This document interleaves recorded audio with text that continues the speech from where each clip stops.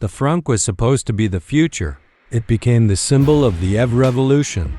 But now Tesla is killing the very thing that made the Model Y iconic. They've pulled back the curtain. This is a first look at the Project Juniper powerhouse. We're seeing an exposed high voltage architecture and a redesigned front drive unit that suggests a massive leap in thermal efficiency.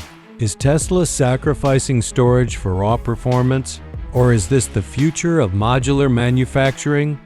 Today, we're going deep into the belly of the beast. On the outside, the drag coefficient has clearly been optimized. The continuous LED light bar isn't just an aesthetic choice. It's part of a new unibody casting process that reduces parts and increases structural rigidity. But the real story is in the dual motor badge. Inside, the cabin has moved from minimalist to invisible. The dashboard is a single, sweeping assembly of recycled high-performance polymers.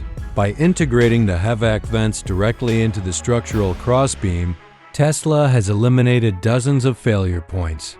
For the manufacturing geek, this is a masterclass in the machine that builds the machine.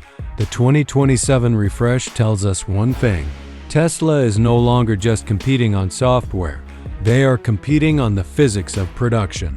This layout suggests a vehicle that is easier to service, cheaper to build, and significantly more powerful. So, the question for the industry isn't just, do you like the look? It's, can you match the speed of this evolution? If this is the new standard for 2027, the rest of the market just fell 2 years behind. What do you think is the trade-off of the front trunk worth this level of engineering? Let's talk in the comments.